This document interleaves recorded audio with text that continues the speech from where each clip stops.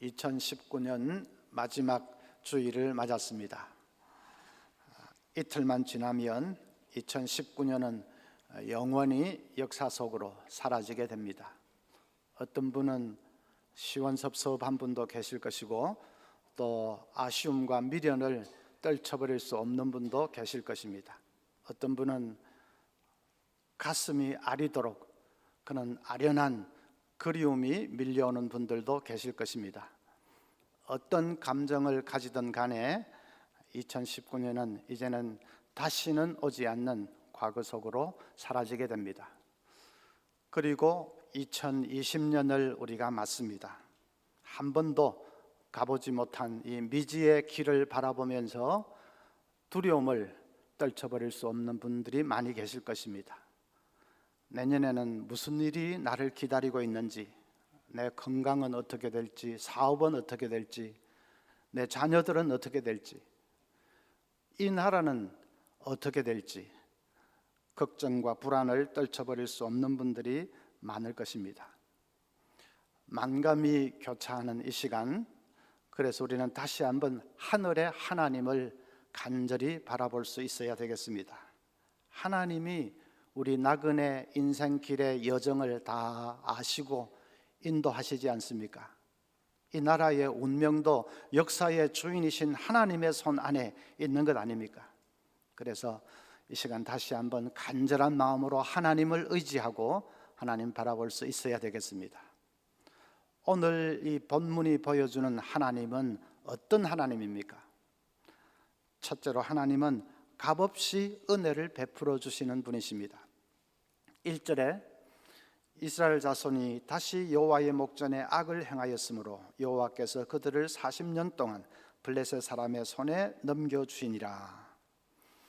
여러분, 사사기에서 계속 반복되는 사이클이 뭐라고 했지요? 범죄, 심판, 회개, 구원, 그것이 계속 반복되지요. 그런데 여기 1절 말씀에 보면 범죄와 심판은 있는데 회개가 없습니다. 이스라엘 백성들이 잘못했다고 부르짖지를 않습니다. 잘못했습니다, 살려주십시오 하고 부르짖지를 않습니다. 이스라엘이 얼마나 영적으로 어두워졌던지 부르짖음마저 사라져버렸습니다. 그 당시 이스라엘 사람들은 블레셋 사람들의 압제를 받으면서 그들과 뒤섞여서 살았습니다. 블레셋의 지배를 당연시하고 그 체제에 순응하면서 살았습니다. 그 전까지만 해도 이스라엘은 자기들의 이 공동체가 있었고 정체성이 있었습니다. 그래서 밖에서 침입해오면 마주쳐 싸웠습니다. 사사가 사령관이 되어서 백성들을 이끌었고 백성들은 그 적과 싸웠습니다. 그런데 지금 이제 이 시대가 되면 이 이스라엘 백성들은 더 이상 싸우지를 않습니다. 백성들이 적과 싸우지를 않습니다. 삼손 혼자서 싸웁니다. 백성들은 자기들의 정체성을 다 잃어버리고 그냥 블레셋 사람들과 뒤섞여서 거기에 순응하면서 살아갑니다. 심지어는 15장을 보면 블레셋과 싸우려고 하는 이 삼손을 이스라엘 백성들이 블레셋 사람의 손에 넘겨줘 버리기까지 합니다. 자기들의 안위를 위해서 사사를 적의 손에 팔아버리는 그런 말도 안 되는 짓을 하고 있습니다. 이스라엘이 너무나 영적으로 어둡고 무감각해져 버렸습니다. 마치 코에 호스를 꽂고 겨우 가쁜 숨만 몰아쉬는 그런 중환자처럼 이스라엘 백성들은 부르짖을 줄도 모르고 싸울 줄도 모르고 그저 하루하루 목숨만 연명하는 그런 영적인 식물인간처럼 된 것입니다. 바로 그때 하나님이 그들을 찾아오셨습니다. 5절에 보라, 내가 임신하여 아들을 낳으리니 그의 머리 위에 삭도를 대지 말라. 이 아이는 태에서 나옴으로부터 하나님께 바쳐진 나실인이 됨이라. 그가 블레셋 사람의 손에서 이스라엘을 구원하기 시작하리라. 하나님이 구원자를 보내어서 그들을 구원해 주시겠다고 약속하십니다. 얼마나 놀라운 말씀입니까? 이게 바로 구약에 나타나는 복음이죠. 도무지 구원받을 만한 아무 자격도 없고 공로가 없는 그들, 회개할 줄도 모르는 식물리근과 같은 그들에게 하나님께서 일방적으로 찾아오셔서 구원을 베풀어 주겠다고 약속하십니다. 그 하나님이 바로 우리의 하나님입니다. 하나님은 우리에게도 똑같이 하십니다. 아무 공로도 없고 자격도 없는 우리들에게 하나님이 은혜를 베풀어 주십니다. 지은 것은 죄밖에 없는 우리들, 만신창이가 된 그런 우리들에게 하나님이 오셔서 불쌍히 여기시고 은혜를 베풀어 주십니다. 로마서 5장 20절에 율법이 들어온 것은 범죄를 더하게 하려 함이라. 그러나 죄가 더한 곳에 은혜가 더욱 넘쳤나니. 아무리 죄를 많이 지은 사람이라도 하나님은 불쌍히 여기시고 은혜를 베풀어 주신다 하는 말씀이죠.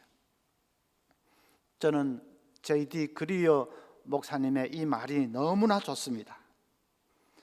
그리스도 안에서 제가 한 어떤 일도 당신이 저를 덜 사랑하시도록 할 수 없고, 제가 하는 어떤 일도 당신이 저를 더 사랑하시도록 할 수 없습니다. 제가 한 어떤 일도 당신이 저를 덜 사랑하도록 할 수 없고, 그 말은 무슨 말입니까? 내가 어떤 잘못된 짓을 했더라도 그것 때문에 하나님이 나를 덜 사랑하지는 않는다는 말입니다. 그 다음에 제가 하는 어떤 일도 당신이 저를 더 사랑하시도록 할 수 없습니다. 그 말은 내가 어떤 선한 일을 하더라도 그것 때문에 하나님이 나를 더 사랑하지는 않는다는 말입니다.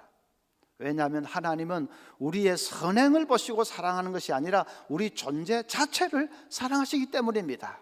무조건적으로 사랑하시기 때문입니다. 다시 한번 처음부터.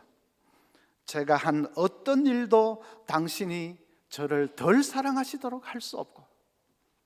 아멘이시죠? 제가 하는 어떤 일도 당신이 저를 더 사랑하시도록 할 수 없습니다. 이미 온전하게 사랑하고 계시기 때문에. 신명기 1장 31절은 이렇게 말씀합니다. 광야에서도 너희가 당하였거니와 사람이 자기의 아들을 안는 것 같이 너희의 하나님 여호와께서 너희가 걸어온 길에서 너희를 안으사 이곳까지 이르게 하셨느니라. 이것은 이스라엘 백성들이 출애굽해서 광야 생활한 지 1년 되던 때에 모세가 지난 날을 회상하면서 하는 말입니다. 모세는 지난 1년 동안의 광야 생활을 회상하면서 하나님께서 걸음걸음마다 우리를 안아주셨기 때문에 우리가 여기까지 이르렀다 고백하고 있습니다. 이 마지막 주일에 우리가 고백해야 될 말 아닙니까? 지난 한 해 하나님께서 우리를 안아주셨기 때문에 이 광야 같은 세상에 쓰러지지 않고 오늘 여기까지 이르게 된 것을 믿습니다. 어떤 분은 하나님이 나를 안아주셨다면 우리 가정에 왜 그렇게 지난 한 해 동안 시련이 많았고 고난이 많았느냐 그러는 분도 계실 겁니다. 자, 그것은 마치 아빠가 나를 사랑한다면 왜 매달 용돈 100만 원씩 안 주느냐 하고 불평하는 아이와 같습니다. 아빠가 나를 사랑한다면 왜 나에게 명품 가방 안 사주느냐 하고 불평하는 아이와 같습니다. 자기 뜻대로 안 해준다고 아빠가 나를 사랑하는 건 맞아? 한다면 그게 말이 되는 소리입니까? 밤마다 자식 생각하면서 눈물 짓는 아빠인 줄 모르고 철이 없어도 유분수지. 시련이 많았다고 하나님이 나를 안아주신 건 맞아? 하는 것은 그와 비슷합니다. 삶이 내 뜻대로 안 됐지만은 그렇다고 하나님이 나를 사랑하지 않은 것입니까? 하나님이 나를 안아주시지 않았다면 나는 그 시련 감당도 못하고 벌써 쓰러지고 없을 것입니다. 하나님, 우리가 행한 그 죄악대로 하나님이 다 갚으셨다면 우리는 벌써 날아가고 없을 것입니다. 여러분, 언제 어떤 일을 당해도 하나님의 사랑은 변함이 없는 것을 믿으시기를 바랍니다. 우리를 위해서 자기 독생자도 아끼지 않고 주신 그보다 더 큰 사랑이 어디 있겠습니까? 존 오토버그라는 목사님이 비행기를 탔는데 우연히 어떤 젊은 사업가 옆에 앉게 되었습니다. 그 사업가가 자기 랩탑 컴퓨터를 켜는데 슬쩍 보니까 바탕에 아기 사진이 떠 있습니다. 그래서 아드님인가 보죠 하고 말을 걸었더니 그 사업가가 기다렸다는 듯이 자기 1살짜리 돌진한 그 아이 자랑을 늘어놓기 시작합니다. 눈이 초롱초롱하다느니, 벌써 말을 한다느니, 아장아장 걷기 시작했다느니 끝이 없습니다. 그러면서 자기는 아들이 얼마나 보고 싶은지 그 컴퓨터에 저장되어 있는 아들 사진을 막 수백 번씩 봐도 질리지 않는다고 그렇게 말을 늘어놓습니다. 오토버그 목사님이 정말 아들 보고 싶어 하시네요. 집 떠난 지 얼마나 되셨어요? 그 사업가 하는 말이 어제요 그랬습니다. 세상에 어제 집 떠난 사람이 마치 수십 년이라도 된 듯이 그 아들 사진을 보고 또 보고 싶어하고 그러는 것입니다. 그런데 오토버그 목사님은 그 순간에 그 남자가 자기 아들을 바라보는 그 시선이 바로 하나님께서 우리를 바라보는 시선인 것을 깨달았습니다. 하나님 앞에서 우리가 바로 그 아기와 같은 존재인 것을 깨달았습니다. 우리가 비록 보잘것없는 존재지만은 하나님은 사랑에 겨워서 어찌할 줄 모르는 그런 시선으로 우리를 바라보신다는 것을 깨달았습니다. 그래서 그 남자의 수다를 통해서 다시 한번 하나님의 사랑을 깨달으면서 목사님이 가슴이 뜨거워졌다고 했습니다. 여러분, 내년 한 해도 우리가 하나님의 그 사랑의 품에 안겨서 이 광야 같은 세상을 나아가는 것을 믿으시기를 바랍니다. 무슨 일이 기다리고 있는지 모릅니다. 한 번도 가보지 못한 길을 가야 합니다. 좋은 일이 기다리고 있을런지 나쁜 일이 기다리고 있을런지 모릅니다. 그러나 분명한 것 한 가지는 나는 하나님의 사랑의 품속에 안겨 있는 자다 하는 그 사실입니다. 그 사실을 믿고 담대하게 광야의 길을 나아갈 수 있기를 바랍니다. 또 한 가지는 하나님은 불가능을 가능케 하는 분이십니다. 3절 보면 여호와의 사자가 그 여인에게 나타나서 그에게 이르시되 보라, 네가 본래 임신하지 못함으로 출산하지 못하였으나 이제 임신하여 아들을 낳으리니. 불임이었던 이 마노아의 아내에게 나타나서 아들을 낳을 것이라고 말씀하십니다. 구약시대에는 이 불임이라는 것은 여성으로서 가장 부끄럽고 수치스러운 일입니다. 무슨 죄를 지어서 저주를 받아서 그렇게 되는 것 비슷하게까지 생각을 했습니다. 그러니까 마노아의 아내가 얼마나 슬프고 답답했겠습니까? 그런데 하나님의 천사가 나타나서 네가 아들을 낳을 것이라고 약속하십니다. 자기는 다 끝난 줄 알았는데, 완전히 포기하고 있는데 아들을 주시겠다고 하십니다. 여러분, 우리 하나님이 그런 분이십니다.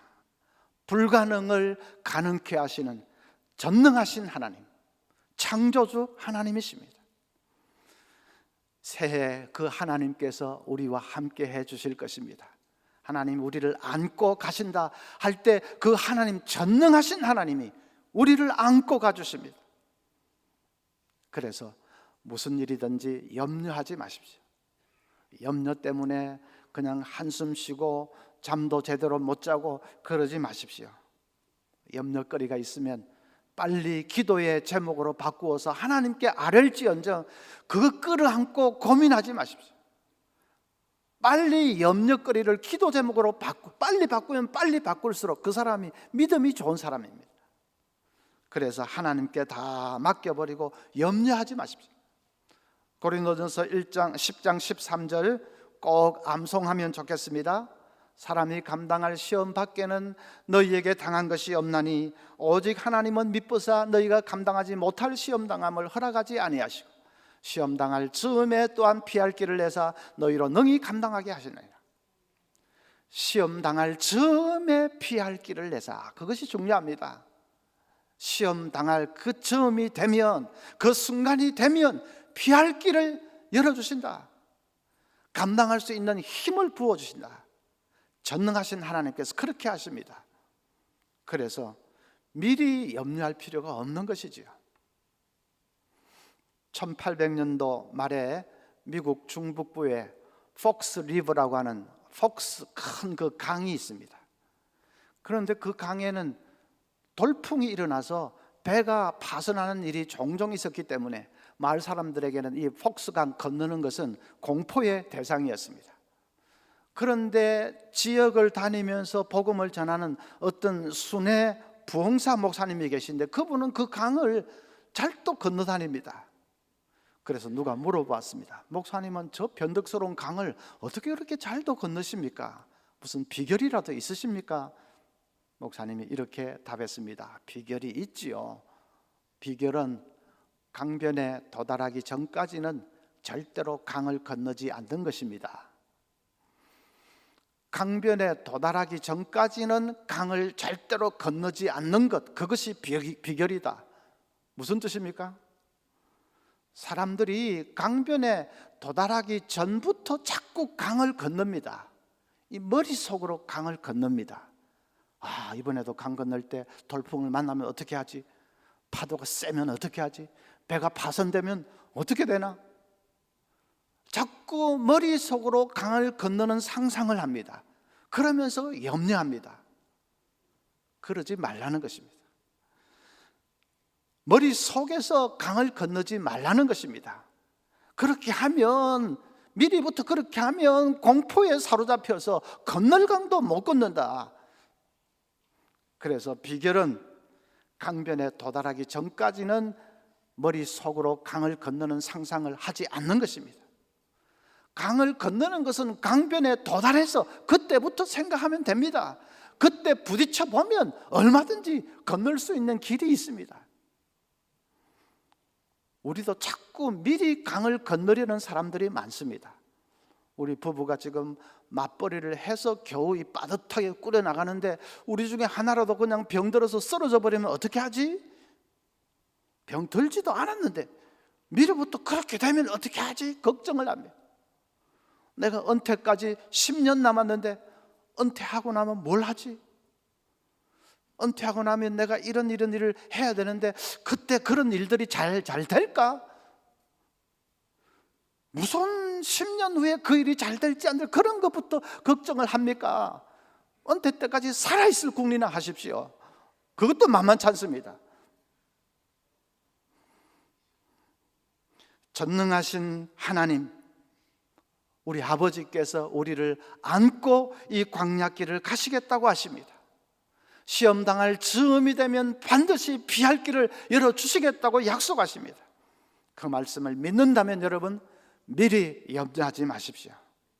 우리에게 필요한 것은 미래에 대한 염려가 아니라 오늘 하루하루를 성실하게 잘 사는 것입니다. 오늘 하루에 충실한 것입니다. 내일 일은 하나님께 맡겨버리고 오늘 하루에 하나님의 나라와 그 의를 위해서 최선을 다해 사는 것입니다. 윌리엄 오슬러 경은 아주 탁월한 학자고 저술가입니다. 그분이 예일대학에서 강의를 하다가 자기의 그 인생의 성공 비결에 대해서 이렇게 간증을 했습니다. 한 번은 배를 타고 대서양을 횡단을 하는데 그 배에 특별 장치가 있는 것을 우연히 보았습니다. 배에 갑자기 물이 들어오는 이 비상 상황이 발생할 때에 선장이 스위치를 누르면 철문이 내려와서 이렇게 물이 못 들어오도록 탁 막아버리는 칸막이 장치가 있는 것을 보았습니다.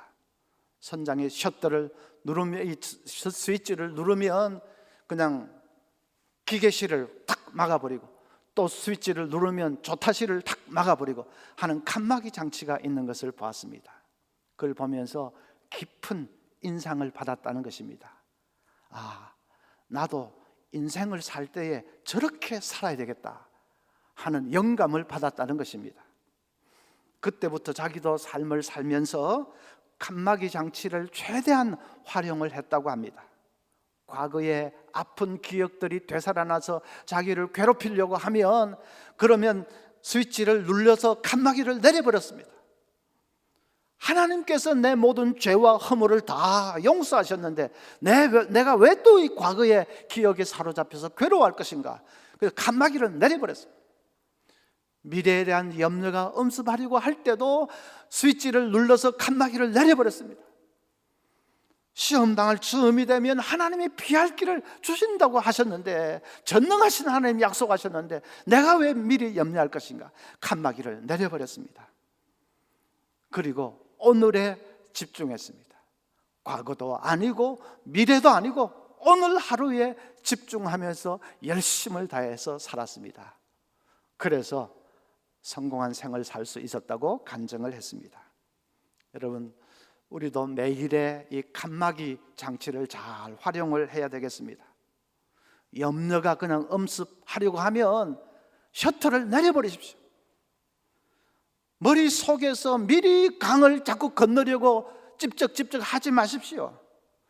그 순간이 되면 하나님께서 피할 길을 열어주신다고 했는데 미리부터 끌어와서 그 강을 건너려고 그렇게 하지 마십시오. 그럼 건널 강도 못 건넙니다. 염려는 셔터를 다 내려버리고, 그게 믿음 아니겠습니까? 내려버리고, 그리고 오늘 하루에 최선을 다해서 사는 것입니다. 내일 일은 난 몰라요, 하루하루 살아요. 그것처럼 내일 일은 하나님께 다 맡겨버리고 오늘 하루 하나님의 나라와 복음을 위해서 최선을 다해서 사는 것입니다. 그 하루가 쌓여서 또 쌓이고 쌓여서 나에게 복된 인생, 성공적인 생을 안겨줄 것입니다. 셋째로는 하나님은 자신의 영광을 보여주시는 분이십니다. 마노아가 천사가 나타나서 숫에 고지를 했다는 아내의 말을 듣고는 하나님께 이렇게 기도합니다. 하나님, 당신의 사자를 한 번만 더 보내주셔서 우리가 아이를 낳으면 그 아이를 어떻게 길러야 할지를 가르쳐 주십시오 하고 기도를 합니다. 정말 그 기도대로 천사가 다시 나타났습니다. 12절에 마노아가 이르되 이제 당신의 말씀대로 되기를 원하나이다. 이 아이를 어떻게 기르며 우리가 그에게 어떻게 행하리이까? 그렇게 물으면서 마노아는 맨입에 묻지 않았습니다. 염소 새끼 한 마리를 제물로 바치면서 그 제물을 받으시고 아이를 어떻게 길러야 할지를 가르쳐 주십시오 하고 부탁을 합니다. 그런데 놀라운 일이 일어났습니다. 19절부터 이에 마노아가 염소 새끼의 소제물을 가져다가 바퀴 위에서 여호와께 드리매 기적이 일어난지라. 마노아와 그의 아내가 본즉 불꽃이 제단에서부터 하늘로 올라가는 동시에 여호와의 사자가 제단 불꽃에 휩싸여 올라간지라. 마노아와 그의 아내가 그것을 보고 그들의 얼굴을 땅에 대고 엎드리니라. 불꽃이 제단에서부터 하늘로 회오리처럼 이렇게 올라가는데 천사가 거기에 휩싸여서 같이 이렇게 올라갑니다. 그리고 더 이상 보이지를 않습니다. 기적이 일어난 것이죠.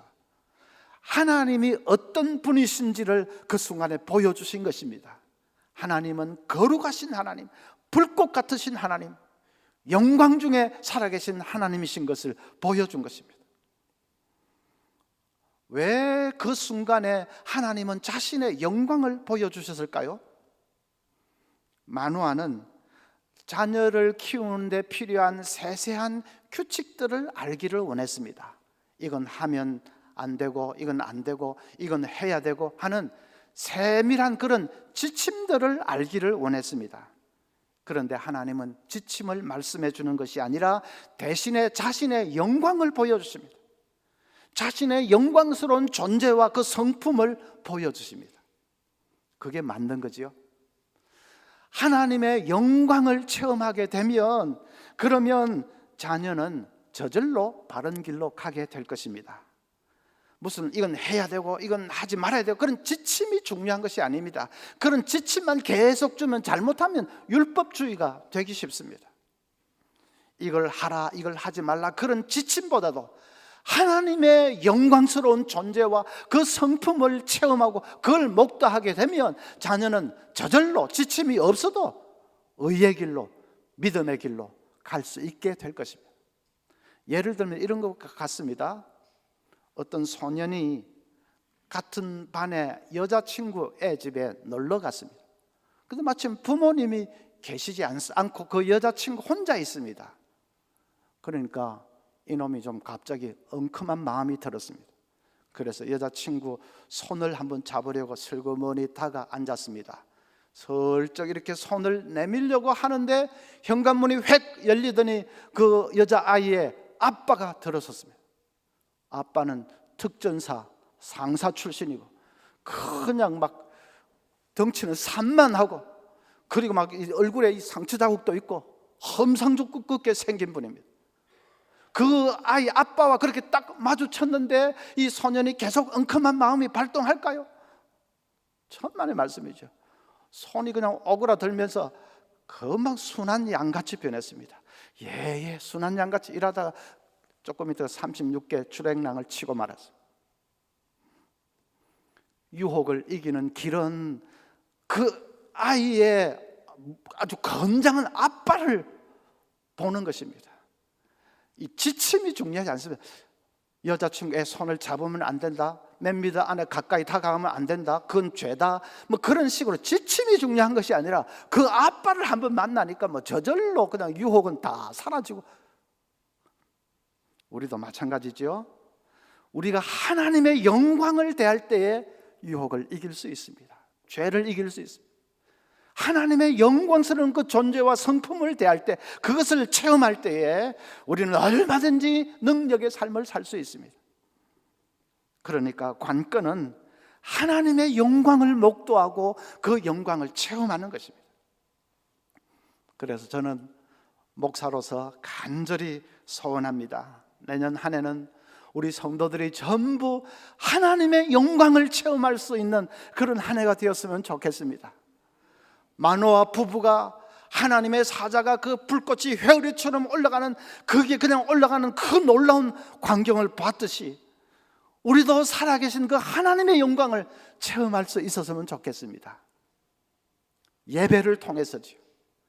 예배를 통해서 주일마다 하나님의 영광을 우리가 만나고 체험할 수 있었으면 좋겠습니다. 말씀을 통해서 하나님의 살아계심과 그 영광을 체험하면서 감격의 눈물을 흘리는 그런 순간이 주일마다 있었으면 정말 좋겠습니다. 리처드 마우 박사는 유명한 철학자고 미국의 풀러 신학교 총장까지 지낸 분입니다. 어떤 기자가 그 리처드 마우에게 이렇게 물어봤습니다. 기독교적인 관점에서 올 한 해에 일어났던 가장 중요한 일은 무엇이었습니까? 연말이 되면 그 언론사마다 이 금년도에 10대 뉴스 해가지고 그 국내의 뉴스를 10대 뉴스를 막 선정을 해서 떠들썩하게 발표를 하는 그런 분위기니까 기자가, 그래서 마우 박사님, 당신 같은 분은 금년 한 해 가장 중요한 일이 무엇이었다고 생각하십니까? 그렇게 물은 것이죠. 리처드 마우가 이렇게 답했습니다. 많은 일이 일어났죠. 그런데 아마도 가장 중요한 사건은 시카고 도심 한 구석에서 아무도 보지 않는 가운데 15세 소녀가 무릎을 꿇고 눈물 흘리며 자신의 인생을 예수님께 드리겠다고 헌신한 일일 것입니다. 그것은 어쩌면 한 인간에게 임한 가장 큰 유익일 뿐 아니라 하늘을 흔드는 지상 최대의 사건일 것입니다. 그리고 이렇게 덧붙였습니다. 결국 중요한 것은 어떤 경우에도 예수 그리스도를 발견해야 한다는 것입니다. 그 이름을 발견하는 것이야말로 지상 최대의 작업이며 사건입니다. 여러분, 그 말에 동의가 되십니까? 세상은 10대 뉴스가 어쩌고 저쩌고 막 떠들지만은 가장 큰 뉴스는 한 인간이 진정으로 예수 그리스도를 발견하는 것입니다. 하나님의 영광을 체험하는 것입니다. 그리고 변화되는 것입니다. 그것이 지상 최대의 사건입니다. 내년 한 해에 우리 성도들도 정말 지상 최대의 사건을 경험할 수 있었으면 좋겠습니다. 하나님을 만나고 하나님의 영광을 목도하고 하나님의 영광을 체험하는 그런 일들이 우리 모두에게 있었으면 좋겠습니다. 그러면 무슨 일을 만나도, 어떤 광야 같은 길을 걸어가더라도 우리는 능력 있는 삶을 살 수 있습니다. 이 귀한 복을 우리 모두가 받아 누릴 수 있기를 간절히 소원합니다.